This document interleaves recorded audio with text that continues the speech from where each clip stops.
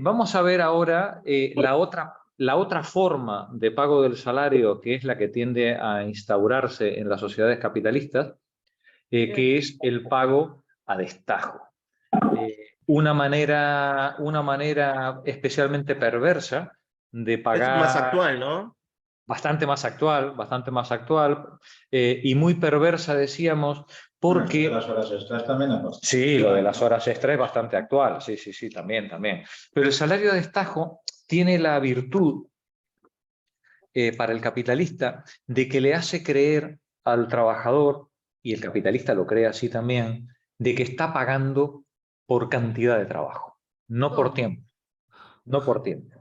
Es decir, dice, no, no, no, no, yo le pago al trabajador por pieza producida o por contenedor descargado.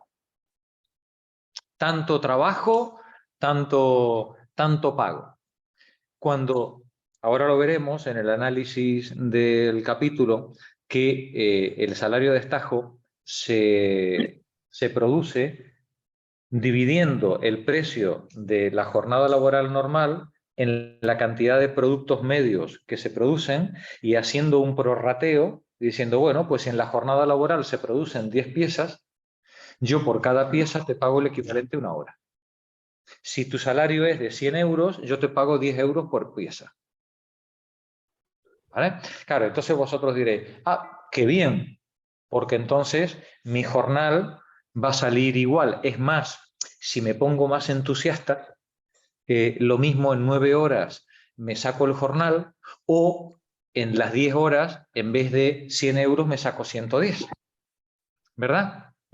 Bien, en el momento en el que hagáis las 11 piezas, el precio del jornal bajará otra vez a 100.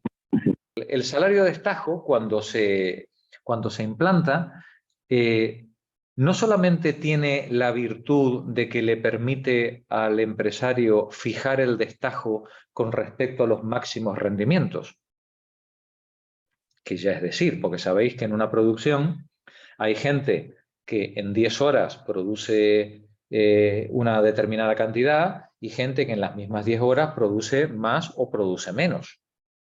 El destajo inicialmente se puede fijar con una media, pero normalmente se fijará con un plus de productividad, como incentivo, ¿no? El que se quiera llevar el jornal tiene que producir una determinada cantidad. Pero el segundo efecto que produce, aparte de una bajada real de los salarios medios, no de los salarios individuales, porque habrá trabajadores especialmente hábiles, especialmente productivos, que puedan ganar más dinero, ¿no? Al final del día. En la fábrica se cronometra, ¿no? Para ver los rendimientos, y efectivamente cuando tú tienes al capataz cronometrándote encima, todo el mundo mete la... ¿Pero el cronómetro es individual o es en general? No, se mide uno a uno.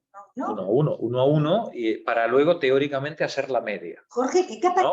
En mi empresa había un señor que era el cronometrador y se le pagaba por eso. Pues y era muy interesante porque cuando iba cualquier persona que estaba con la máquina de offset, allí se ponía ya que él iba a 100. Hasta claro, que le decía a lo mejor el del comité de empresa, pero tú eres idiota o te sale.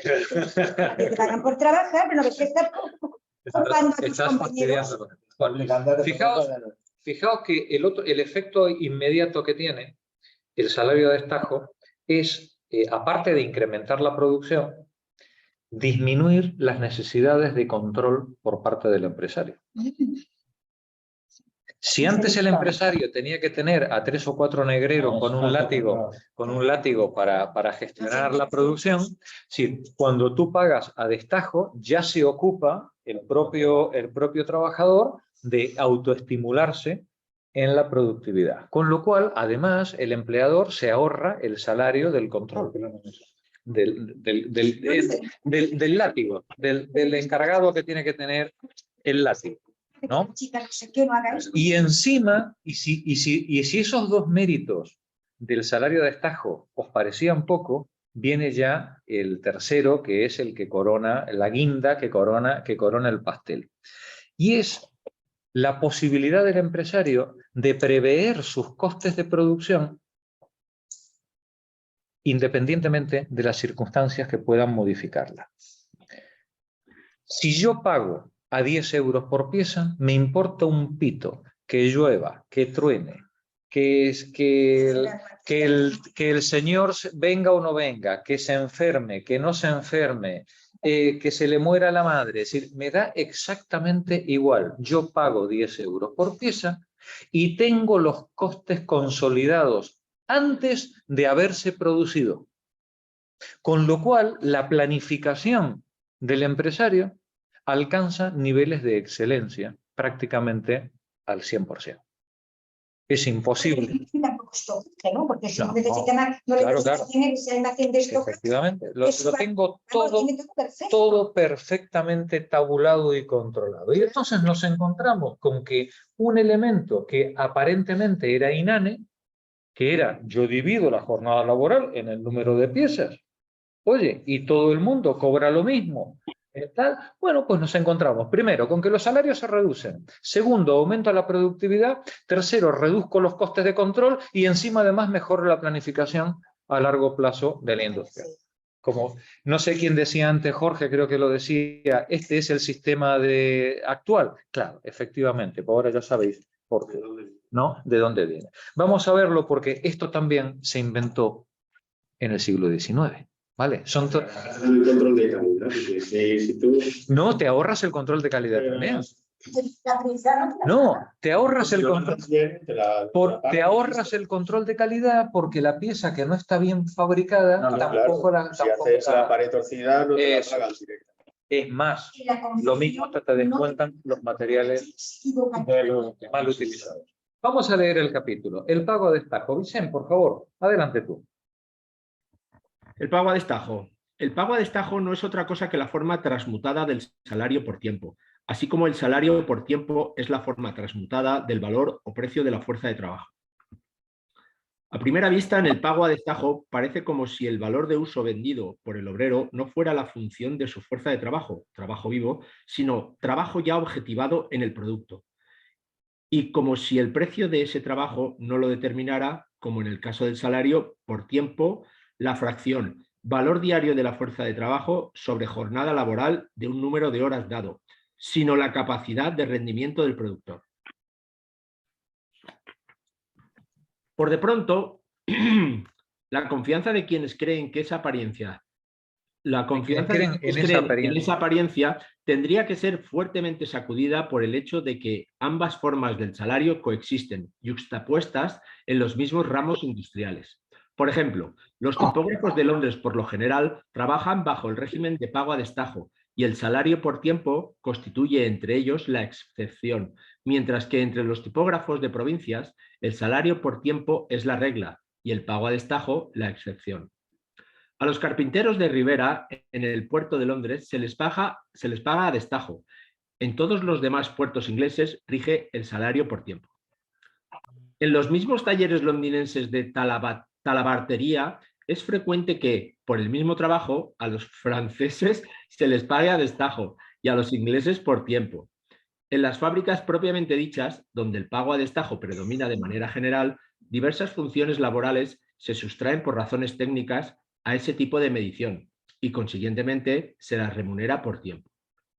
En sí y para sí, es claro, sin embargo, que la diferencia de forma en el pago del salario no modifica nada en la esencia de este, aun cuando una forma pueda ser más favorable que la otra para el desarrollo de la producción capitalista. Continúa Elena, por favor. Supongamos que la jornada laboral normal es de 12 horas, de las cuales 6 son pagas y 6 impagas, y que su producto de valor es de 6 chelines, siendo por tanto de 6 peniques el de una hora. Digamos además que se haya comprobado empíricamente que un obrero, trabajando con el grado medio de intensidad y destreza, o sea, gastando en realidad solo el tiempo de trabajo socialmente necesario para la producción de un artículo, produce en 12 horas 24 piezas, ya se trate de partes discretas o de partes mensurables de una obra continua, De esta manera, el valor de esas 24 piezas, descontando la parte de capital constante contenida en ellas, es de 6 chelines y de 3 peniques el valor de cada pieza singular.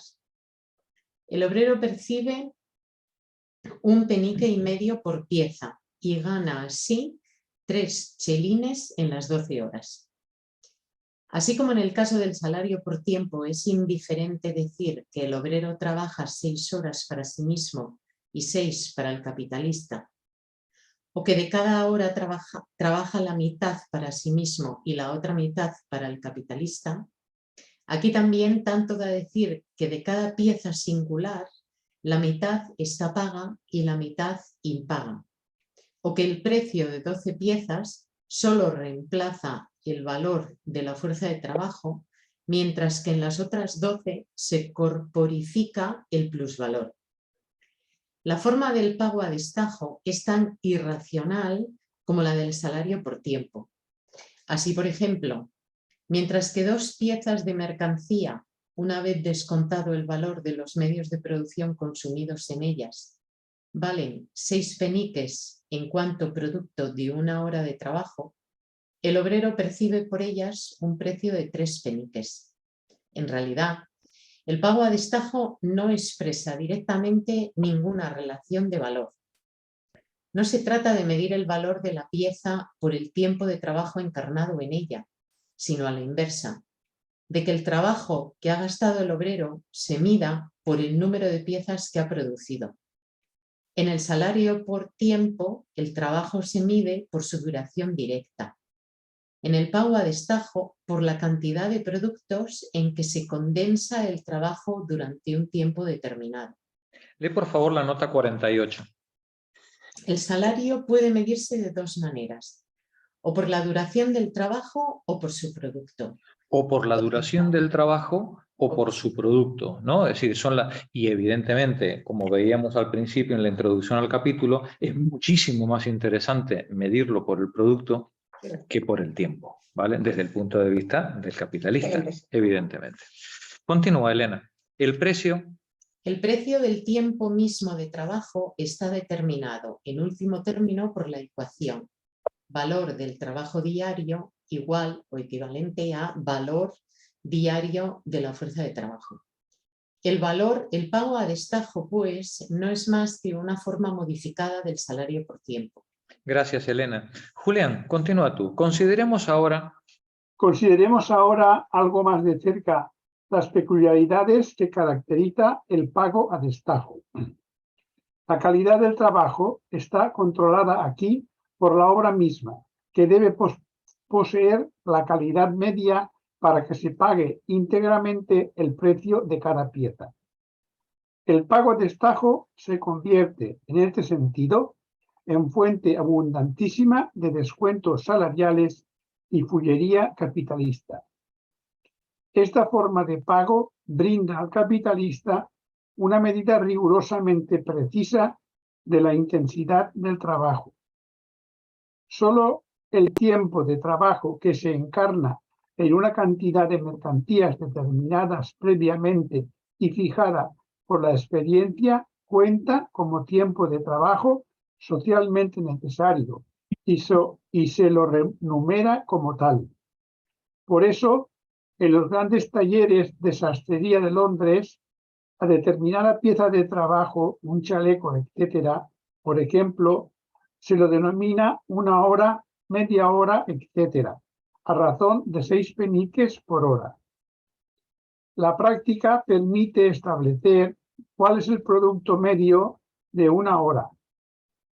En caso de modas nuevas, reparaciones, etcétera, se entabla una disputa entre patronos y obreros acerca de si determinada pieza de trabajo es igual a 1 hora, etcétera, hasta que también, en este caso, decide la experiencia. Aquí es donde entra el cronometrador. Si en determinar, pues ese chaleco o ese tornillo que estamos fabricando, es decir, cuánto tiempo lleva, y es la experiencia y el señor del cronómetro los que al final deciden cuánto tiempo se lleva. Adelante, Julián. Otro tanto ocurre en las ebanisterías londinenses, etc. Si el obrero carece de la capacidad de rendimiento media, si por consiguiente no puede ejecutar determinado mínimo de obra diaria, se le echa a la calle. Se le echa a la calle, ¿vale? Lee por favor la nota 49. El hilandero recibe cierto peso de algodón preparado a cambio del cual debe devolver en un espacio de tiempo dado una cantidad establecida de hilo o de algodón hilado. Si el producto es de calidad defectuosa, la falta recae sobre el hilandero. Si no alcanza la cantidad mínima fijada para un determinado, se lo despide, desplazándoselo por un obrero más diestro. Y aquí otra vez Marx, como veréis, está entrecomillado. Cita al gran Ure en su libro inmortal, Filosofía de las Manufacturas, ¿no? Es decir, es la manera de funcionamiento de la burguesía en su época, ¿vale? Si el producto no tiene la calidad determinada o no ha tenido el rendimiento determinado, se le despide al trabajador y hemos acabado, ¿vale? Continúa, Julián. Como la calidad e intensidad del trabajo están controladas aquí por la forma misma del salario, esta vuelve superflua gran parte de la vigilancia del trabajo.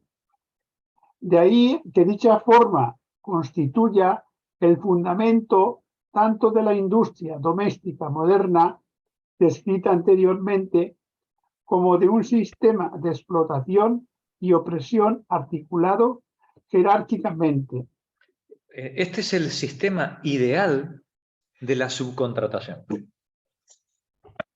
Es decir, si yo quiero lanzar fuera de la fábrica una parte de la producción, por ejemplo, como en la industria del juguete o del calzado en Ibi o en Elche, ¿no? Lo quiero lanzar a la industria doméstica, la mejor manera es pagar a destajo. Y así me da exactamente igual si trabajan a las 11 de la noche, si son niños de 5 años, si están trabajando en festivos, si son más horas, menos horas, yo pago. ¡Ay! Yo pago por pieza. Usted comprenderá, diría el empresario al inspector de trabajo, usted comprenderá que yo no me voy a meter en la casa de ese señor para saber cómo lo hace. No, es que yo tengo mis facturas aquí, yo pago por factura y pago por trabajo. Adelante, Julián. Este sistema representa dos formas fundamentales. El pago a destajo, por un lado, facilita la interposición de parásitos entre el capitalista y el obrero, el subarriendo del trabajo. La subcontratación, ¿vale? El pago a destajo facilita la interposición de parásitos, ¿no? Entre el capitalista y el obrero.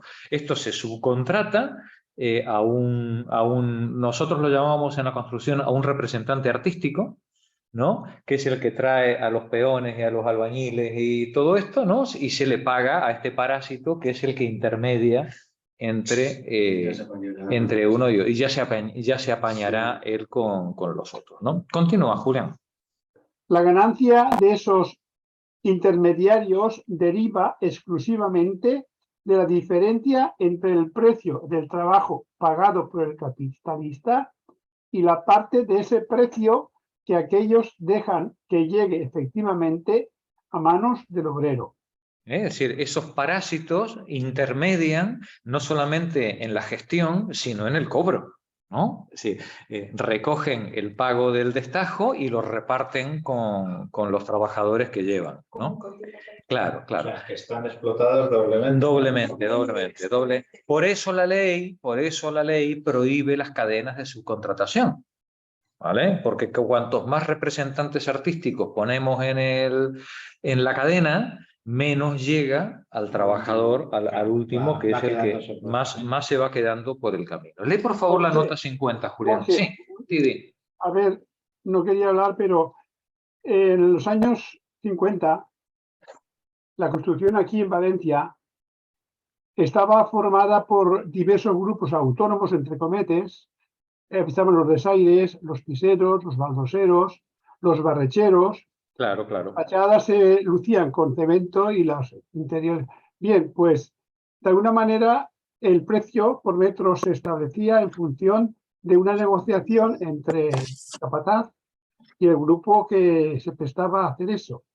Sí. Pero previamente, el determinar el precio entre el patrono y el grupo autónomo estaba a veces complicado porque había diversos grupos. No solamente había un grupo, por ejemplo, que se dedicaba a lucir la barrecha, que se decía entonces, los piseros, los que hacían los cuartos de baño. Había también grupos y entonces, digamos que se subastaba quién se quedaba esa obra Claro. en función del precio establecido.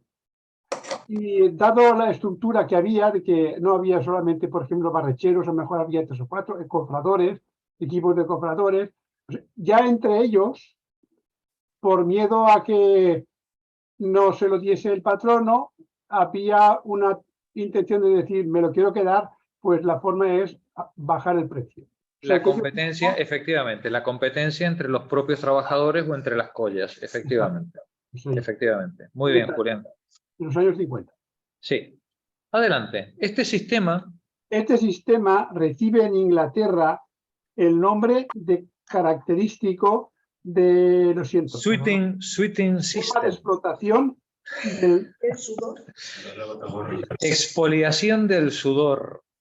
Vamos a estrujar el sudor de los trabajadores. Y tenía hasta nombre. Exprimidor, llamaríamos hoy. Tela, ¿Eso era nombre oficial? Nombre oficial, claro. Los ingleses. Adelante, Julián.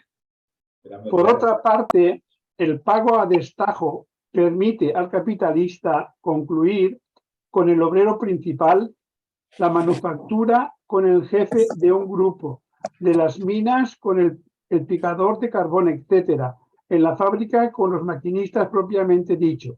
Un contrato a razón de tanto por pieza, a un precio por el cual el obrero principal mismo se encarga de contratar y pagar a sus auxiliares.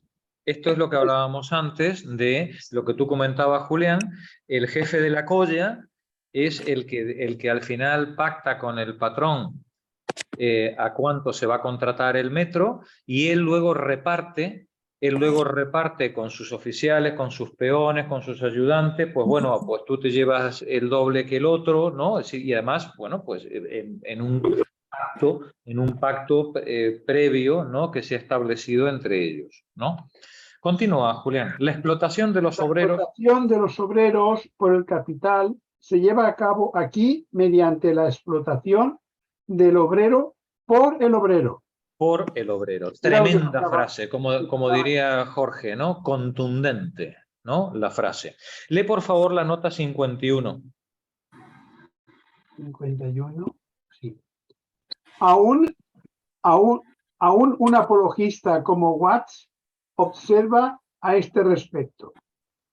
Constituiría una gran mejora en el sistema del pago a destajo que todos los hombres empleados en una tarea fueran socios con el contrato, cada uno según sus capacidades, en vez de que un hombre esté interesado en que sus compañeros trabajen excesivamente en beneficio de él.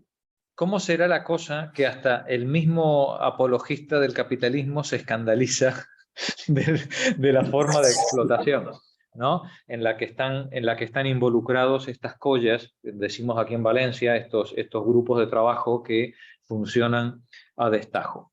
Gracias, Julián. Juan, por favor, retoma tú la lectura. Una vez dado el pago a destajo,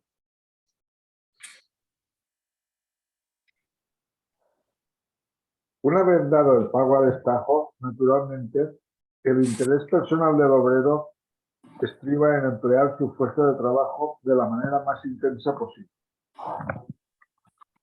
lo que facilita al capitalista la elevación del grado normal de la intensidad. Y ahí es donde queríamos llegar. Es decir, una vez que ponemos el pago a destajo, son los mismos trabajadores los que intensifican la producción para conseguir un salario lo más alto posible, un jornal lo más alto posible. Con lo cual, el grado normal de intensidad del trabajo aumenta de forma automática solo por el hecho del pago a destajo. Lee, por favor, la nota 51 bis. Frecuentemente se fomenta de manera artificiosa este resultado natural. En el Engineering Trade, ramo de la construcción de máquinas de Londres, por ejemplo, tiene vigencia como truco tradicional que el capitalista elija a un hombre de fuerza física y rapidez superiores para jefe de una cuadrilla de obreros. Ya lo tenéis ahí.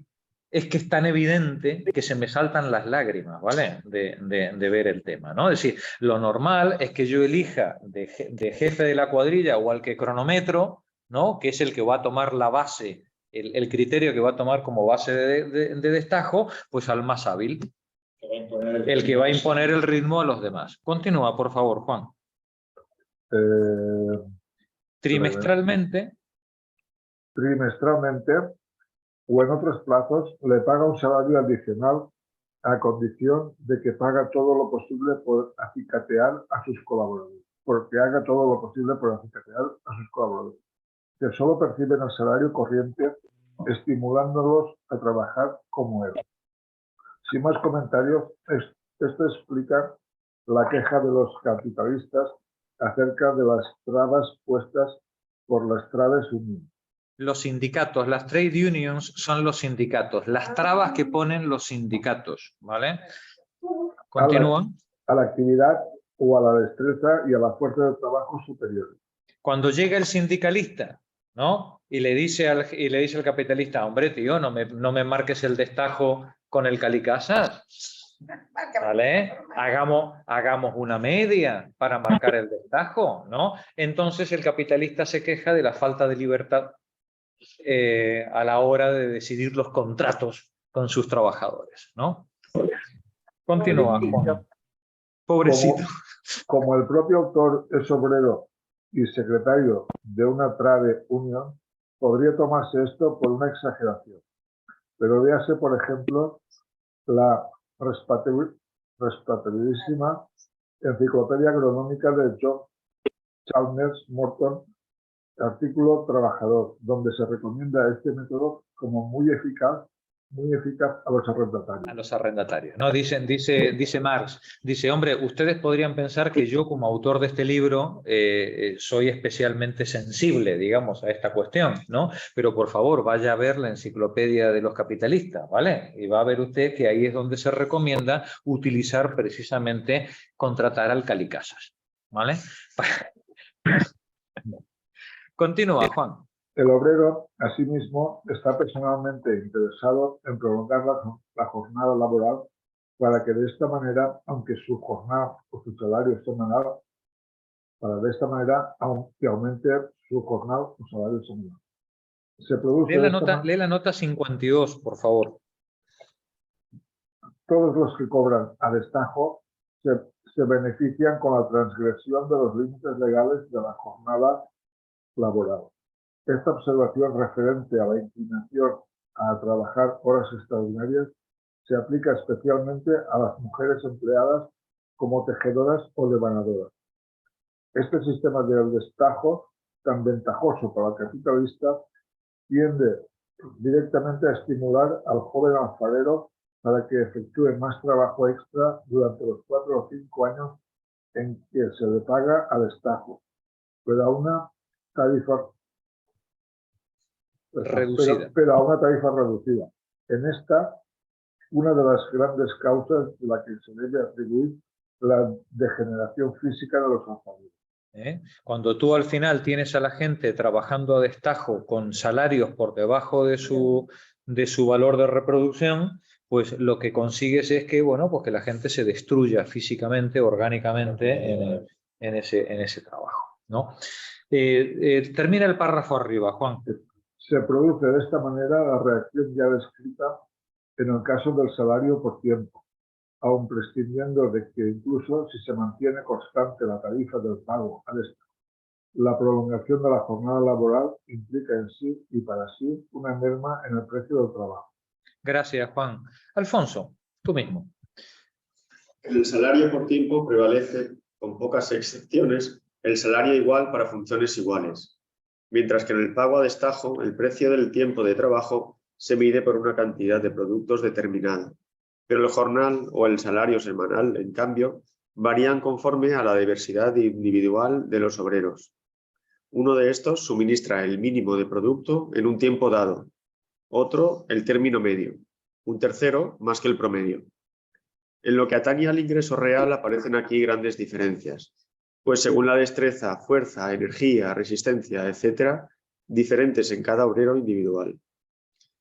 Esto, naturalmente, no modifica en nada la relación general entre el capital y el trabajo asalariado.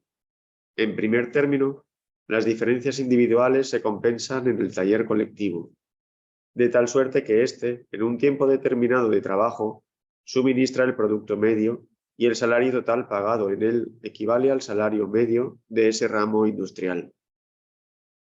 En segundo lugar, la proporción entre el salario y el plusvalor se mantiene inalterada, ya que la masa de plusvalor suministrada individualmente por cada obrero guarda correspondencia con el salario individual del mismo.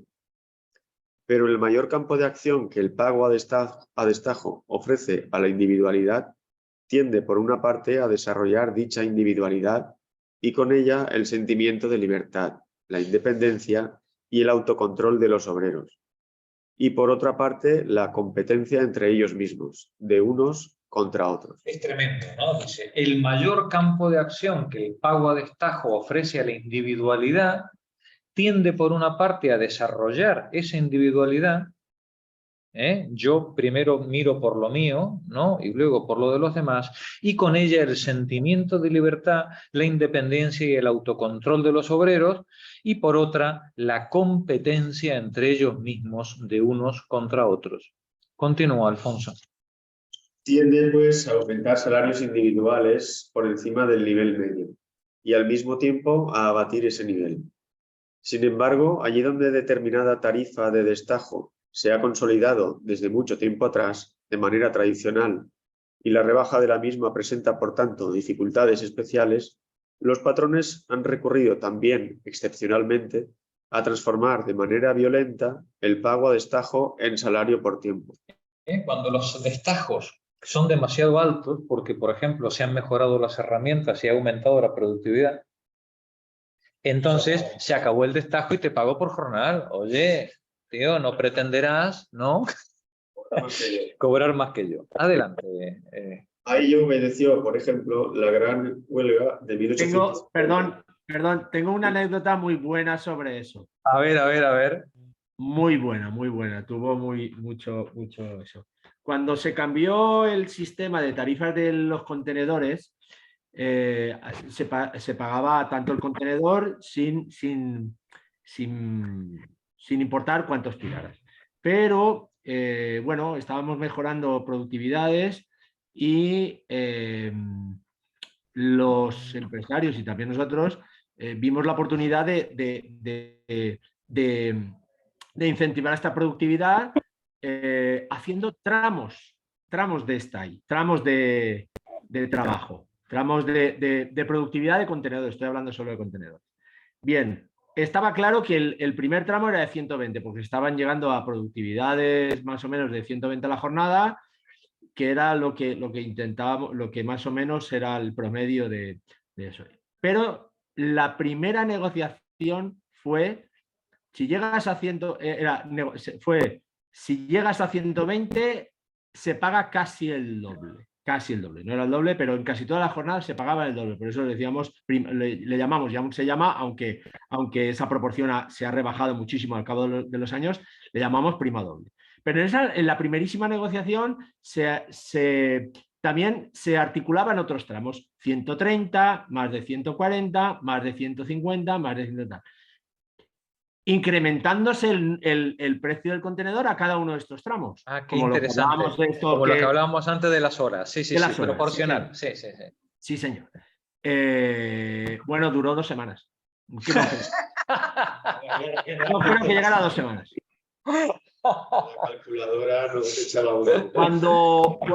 Porque lo sabían muy de vez en cuando, lo sabían barcos que, por circunstancias que, bueno, serían muy largas, hacías rendimientos de 180, 190 o 200, porque situaciones contadas, pero se daban esa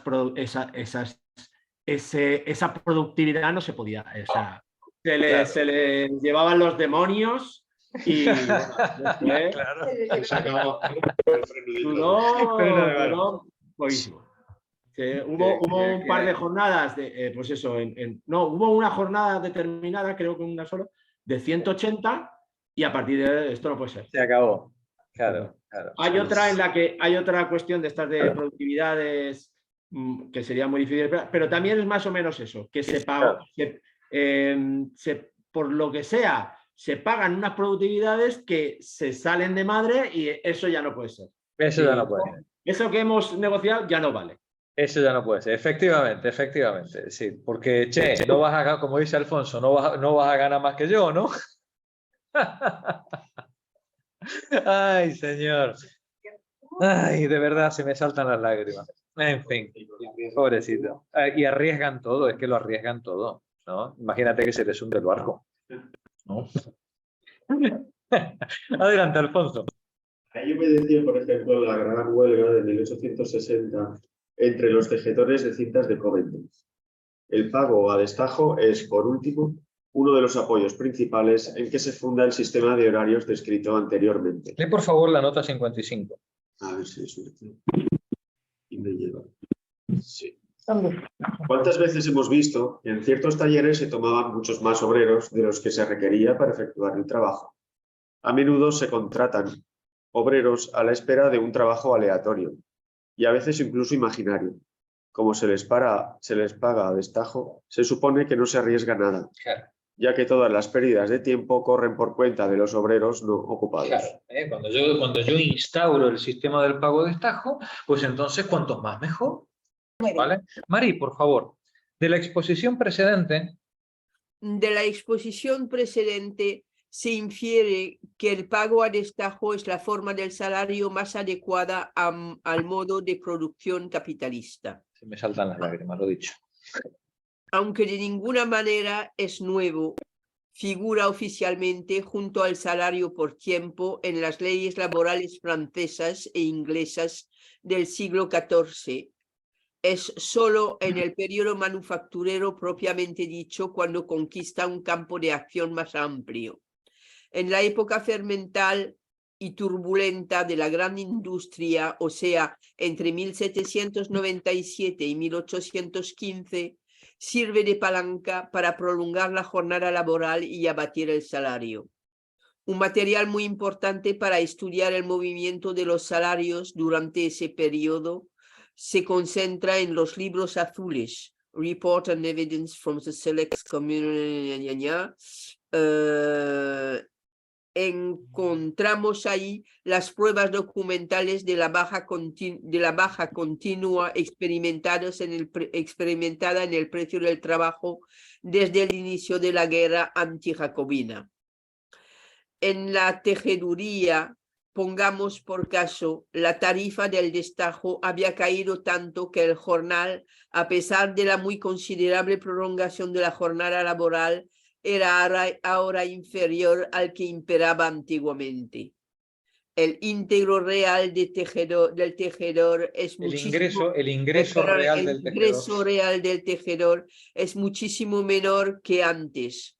La superioridad de este obrero con respecto al trabajador común, que antes era muy grande, casi ha desaparecido por completo. La diferencia entre los salarios del trabajo calificado y del trabajo corriente, en efecto, es ahora mucho más insignificante que en cualquier periodo anterior. Lo poco que aprovechaba el proletario rural, la mayor intensidad y extensión del trabajo resultantes del pago a destajo, lo muestra el siguiente pasaje que tomamos de un escrito a favor de los terratenientes y arrendatarios. Con mucho, la mayor parte de las operaciones agrícolas las ejecutan personas contratadas por día o a destajo. Su salario nominal asciende a 12 chelines, poco más o menos, y aunque cabe admitir que trabajando a destajo sometido a un estímulo mayor, un hombre gana 1 chelín o quizás 2 chelines más que cuando se les paga por semana. Se llega, sin embargo, a la conclusión, al calcular su ingreso global, que la pérdida de ocupación en el curso del año contrapesa ampliamente esa ganancia. Se observará además, en general, que los salarios de estos hombres guardan cierta relación con los precios de los medios de subsistencia necesarios, de tal manera que un hombre con 2 hijos puede mantener su familia sin recurrir a los socorros parroquiales. Vaya. Tremendo, tremendo. Malthus hizo notar entonces, respecto a los hechos divulgados por el Parlamento, confieso que veo con desagrado la gran difusión que cobra la práctica del pago al destajo. Trabajar de una manera realmente dura 12 o 14 horas diarias durante periodos prolongados es demasiado para un ser humano.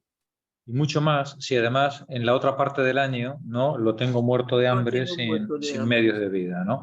Gracias, Marí. Nani, continúa tú. En los talleres sometidos a la ley fabril, el pago a destajo se convierte en la regla general, pues allí el capital solo puede ampliar la jornada de trabajo en lo que respecta a su intensidad. Al variar la productividad del trabajo, la misma cantidad de productos representa un tiempo de trabajo cambiante. Por tanto, varía también el pago a destajo, ya que este es la expresión del precio de un tiempo de trabajo determinado. En nuestro ejemplo de más arriba, en 12 horas se producían 24 piezas. El producto del valor de las 12 horas era de 6 chelines. El valor diario de la fuerza de trabajo de 3 chelines, el precio de la hora de trabajo de 3 peniques y el salario por pieza de 1,5 peniques. Cada pieza había absorbido media hora de trabajo. Ahora bien, si a causa de una duplicación en la productividad del trabajo, la misma jornada laboral produce 48 piezas en lugar de 24 y todas las demás circunstancias se mantienen inalteradas, el salario por pieza bajará de 1,5 penique a 3/4 de penique, puesto que cada pieza representa ahora únicamente 1/4 de hora de trabajo, en vez de media hora. 24 por 1,5 de penique igual a 3 chelines, del mismo modo que 48 por 3/4 de penique igual a 3 chelines. En otras palabras, la tarifa del trabajo disminuye en la misma proporción en que se acrecienta el número de las piezas producidas en el mismo lazo. Repitamos, ¿vale? La tarifa del destajo disminuye en la misma proporción en que se acrecienta el número de las piezas producidas, ¿vale? O, por tanto, que decrece el tiempo de trabajo empleada en la misma pieza. Esta alteración en la tarifa del destajo, aunque puramente nominal, provoca luchas constantes entre el capitalista y los obreros, o bien porque el capitalista aprovecha el pretexto para reducir efectivamente el precio del trabajo, o porque el acrecentamiento en la fuerza productiva del trabajo va acompañado de una mayor intensidad del mismo, o bien porque el obrero toma en serio la apariencia de pago a destajo como si se le pagara su producto y no su fuerza de trabajo, y se revela, por tanto, contra una rebaja de salarios, a la que no corresponde una rebaja en el precio de venta de la mercancía. Los obreros vigilan celosamente el precio de la materia prima y el precio de los artículos fabricados, y esto les permite estimar con precisión las ganancias de sus patrones. El capital, con razón, desecha tal reclamo como craso error acerca de la naturaleza del trabajo asalariado. Pone el grito en el cielo ante esa pretensión de imponer gravámenes al progreso de la industria y declara rotundamente que la productividad del trabajo no es en absoluto asunto que incumba al trabajador. Efectivamente. Es que él no está para pensar, ya te paga, a ti te pago para... Bueno, compañeras, hemos acabado el capítulo y nada, y aquí nos despedimos hasta el año que viene. Las afortunadas que están aquí conmigo ahora se van a beber unas cervezas y nos las beberemos a vuestra salud, a las que nos estáis ahora viendo en Zoom. Volvemos a la lectura el día 13, creo que es, o 12, el día 12 de enero, que es jueves. Volvemos a la lectura entonces el día 12 con la lectura del capítulo 20, Diversidad Nacional de los Salarios. ¿Vale? Buenas fiestas, pasadlo bien y cuidaos mucho, compañeras. Está esperando... Ah, sí, la tenemos aquí. Mira, ponte aquí, aquí. Salude, aquí. Ha venido la cerveza. Esta no viene. Pero soy selectora del capital, que no es marxista, que eso no se deja ya nunca de ser. Has venido a las gambas y al cava. A las gambas y al cava. Bueno, buenas semanas. Feliz Navidad. Pasarlo bien.